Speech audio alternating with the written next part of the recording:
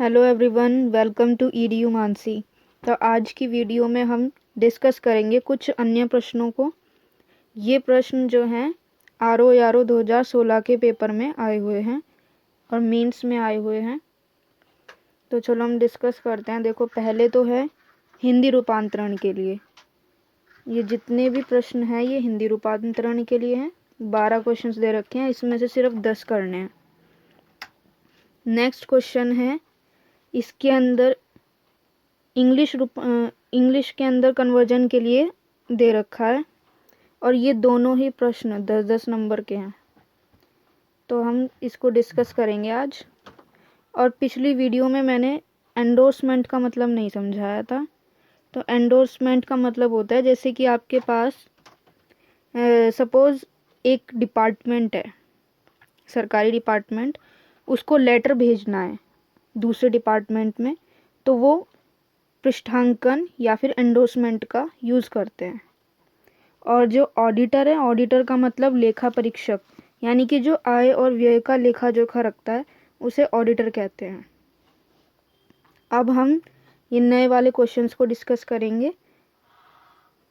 तो चलिए next slide में चलते हैं। देखिए, सरप्लस सबसे पहले आता है। सरप्लस सरप्लस का मतलब मैंने पहले भी बता दिया था, लेकिन यहाँ पर ये दोबारा से देखो रिपीट हुआ है इसके अंदर। सॉरी, ये जो वाला है मतलब जो इस पेपर में आया है वो वहाँ पर रिपीट हुआ है। 2022 का था ना वो पेपर, तो उसमें रिपीट हुआ है। तो सरप्लस का मतलब है अतिरिक्त या फिर बचत। और दूसरा आता है पेय। पेय का मतलब प्राप्तकर्ता, जो पाता है।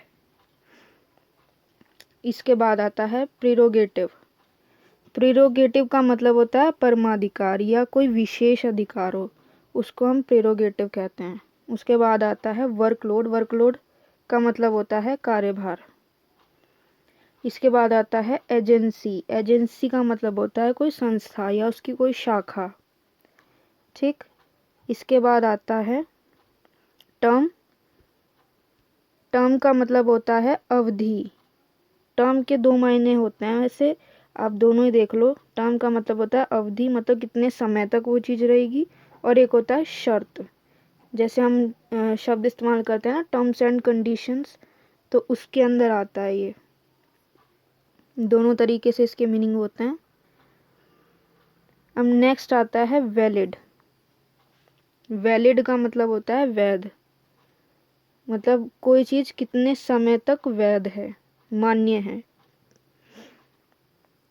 इसके बाद आता है रिहर्सल। रिहर्सल का मतलब होता है किसी भी चीज़ का पहले से अभ्यास करके रखना, उसे बोलते हैं रिहर्सल। और ये मेनली नाटक में ज़्यादा इस्तेमाल होता है।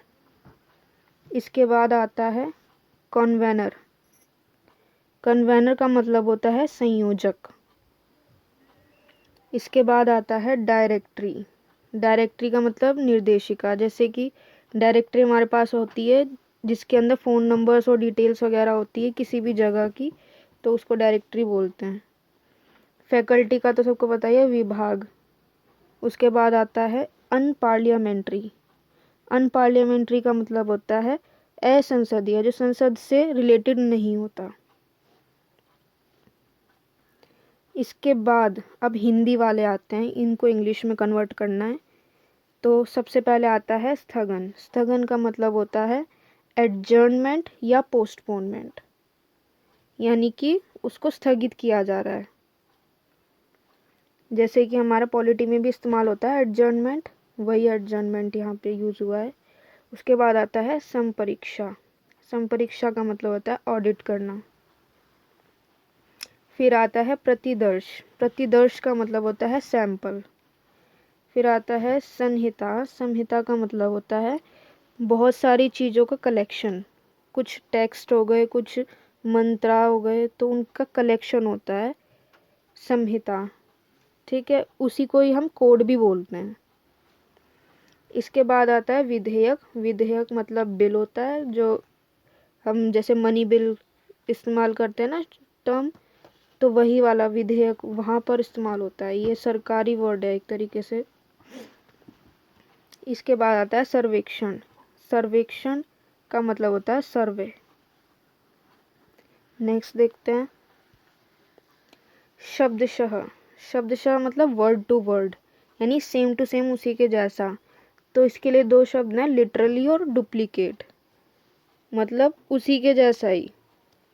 तो उसके लिए हमने ज़्यादातर डुप्लीकेट इस्तेमाल कर लिया है। इसके बाद आता है न्यास। न्यास का मतलब होता है ट्रस्ट, यानी कि कोई संस्था ऐसी जिसको हम ट्रस्ट बोलते हैं, जो दूसरों की मदद करती है और उसके लिए वहाँ पर पैसे इकट्ठे करते हैं, उसे ट्रस्ट बोलते हैं। उसके बाद आता है निविदा। निविदा के लिए जो शब्द इस्तेमाल हुआ है वो है टेंडर। उसके बाद टेंडर सबको पता है।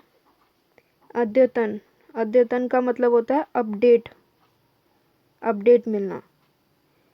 प्रत्याहरण। प्रत्याहरण का मतलब विड्रॉल।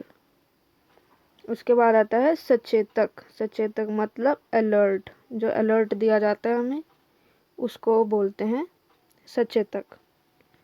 ठीक है, तो आज की वीडियो में बस इतना ही। कल जो वीडियो आएगी, सॉरी जो नेक्स्ट वीडियो आएगी, उसके अंदर हम पदनाम से स्टार्ट करेंगे और वहीं से ही हम इम्पोर्टेंट कुछ डिस्कस करते जाएंगे, हर एक वीडियो में इम्पोर्टेंट वर्ड्स जो भी होंगे।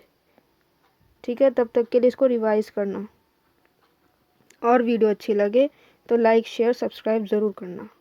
Thank you.